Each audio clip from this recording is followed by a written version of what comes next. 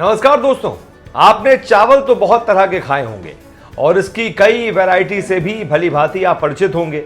लेकिन यूपी का एक चावल ऐसा भी है जिसके बारे में आप या तो कम जानते होंगे या फिर शायद ही कभी सुना होगा। लेकिन आपको यह जानकर हैरानी होगी कि यह चावल स्वास्थ्य से लेकर स्वाद तक हर मामले में बाकी चावलों को मात देता है। यही वजह है कि खुद योगी सरकार इस चावल की जबरदस्त ब्रांडिंग कर रही है।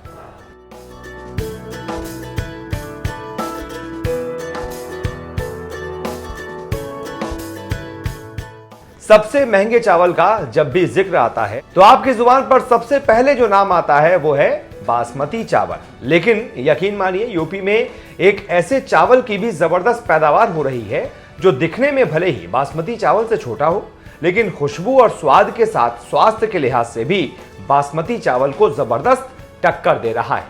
ये चावल है काला नमक, जिसकी सबसे ज्यादा पैदावार यूपी के सिद्धार्थनगर जिले में होती है। इस चावल के बारे में कहा जाता है कि यह चावल गौतम बुद्ध के जमाने से पैदा हो रहा है।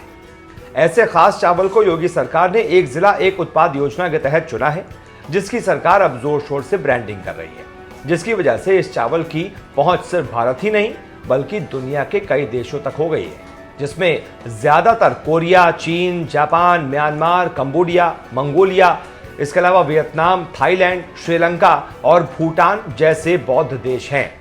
इन देशों में यह काला नमक चावल गौतम बुद्ध के विचारों के साथ प्रचारित किया जा रहा है, जिसमें उन्होंने कहा था, इस चावल की विशिष्ट महक हमेशा लोगों को मेरी याद दिलाएगी। उन्होंने ये बात उस वक्त कही थी जब उन्होंने काला नमक चावल को प्रसाद के रूप में लोगों को बांटा था। तभी से काला नमक चावल की खेती हो रही है। ये चावल सुगंध, स्वाद और सेहत से भरपूर होता है।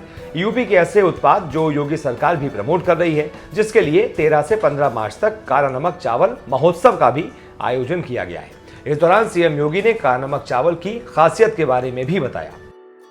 काला नमक चावल आज जितना देश और दुनिया में ओडीओपी योजना के आने के बाद यह विख्यात हुआ है, इसका इतिहास उतना ही प्राचीन भी है।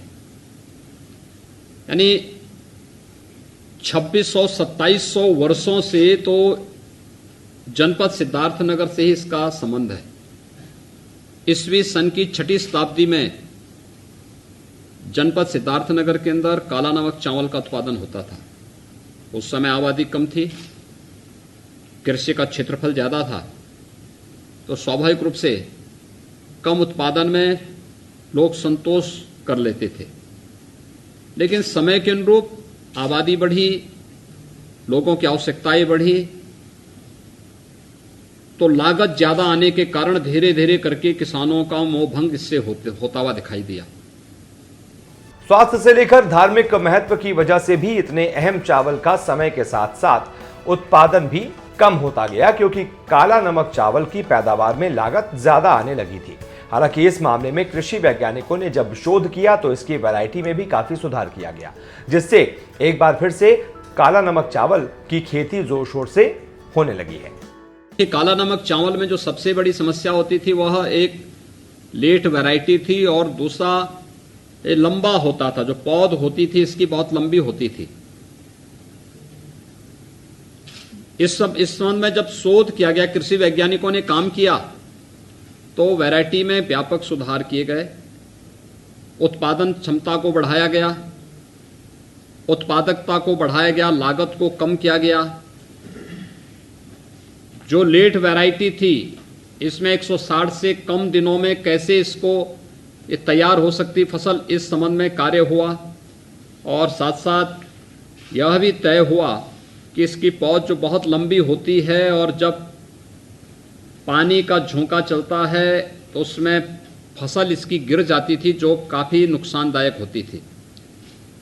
इसमें काफ़ी सफलता मिली है और आज इसका परिणाम है कि फिर से, यानी अगर हम काला नमक चावल के इतिहास के बारे में देखेंगे तो आज़ादी के पहले के बारे में ये मान्यता है कि जनपद सिद्धार्थनगर और उसके आसपास के क्षेत्रों में 22,000 हेक्टेयर में ये फसल पैदा की जाती थी।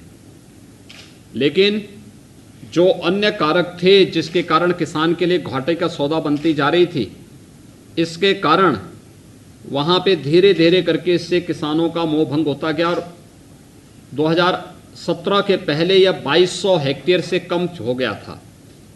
आज मुझे प्रसन्नता है कि ओडीओपी योजना के बाद अकेले सिद्धार्थनगर में ही लगभग 5000 हेक्टेयर लैंड काला नमक चावल उत्पादन के लिए अपने आप को तैयार किया है और इसमें निरंतर एक नई जिज्ञासा लोगों के अंदर में है। काला नमक चावल की सिर्फ खुशबू ही नहीं होती बल्कि ये सेहत के लिए भी फायदेमंद होता है। इसमें आयरन और जिंक जैसे माइक्रो न्यूट्रिएंट्स भरपूर मात्रा में होते हैं। ऐसे में आयरन और जिंक की कमी से जन्म से ही होने वाली बीमारियों का रिस्क इस चावल से काफी कम हो जाता है। जो लोग निरंतर काला नमक चावल खाते हैं उनमें अल्जाइमर की बीमारी का खतरा बहुत ही कम हो जाता है। डायबिटीज के मरीजों को भी इससे फायदा होता है। सेहत के लिए इसके फायदों की वजह से ही सरकार इस चावल को प्रमोट कर रही है। इन खुशबू के साथ ही जो आवश्यक पोषक तत्वों की प्रचुरता इसमें है, जो अभी बताया गया था कि जिंक 21.5% इसमें है, 12% से अधिक आयरन की मात्रा इसमें है।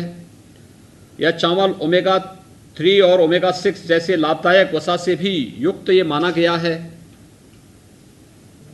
ये कई प्रकार से सॉफ्ट चावल भी है, बहुत स्वादिष्ट होने के साथ साथ टेस्टी भी है। ये बहुत सारे कारक हैं जिसके कारण इसकी लोकप्रियता देश के अंदर भी और दुनिया के अंदर भी बढ़ी है। काला नमक चावल की न सिर्फ 4 वैरायटी आई हैं बल्कि पूर्वांचल के 11 जिलों की जो जीआई यानी कि ज्योग्राफिकल इंडिकेशन इसको टैग भी मिला है। इसमें सिद्धार्थनगर, महाराजगंज, गोरखपुर, संत कबीर नगर, बाराबंकी, गोंडा, बहराइच, बलरामपुर, कुशीनगर, बस्ती और देवरिया शामिल हैं। ये जिले काला नमक चावल का उत्पादन और बिक्री दोनों कर सकते हैं। बाकी जिलों के लोग सिर्फ खाने के लिए उगा सकते हैं लेकिन काला नमक के नाम पर बिजनेस नहीं कर सकते। ये चावल भारत के सबसे शानदार क्वालिटी वाले चावलों में से एक है। इसका नाम काला नमक चावल इसलिए पड़ा है क्योंकि इसका धान काले रंग का होता है, यानी कि इसकी भूसी का रंग काला होता है। इस चावल से खुशबू भी आती है जिसकी वजह से इसे यूपी का खुशबू वाला काला मोती यानी कि सेंटेड ब्लैक पर्ल भी कहा जाता है।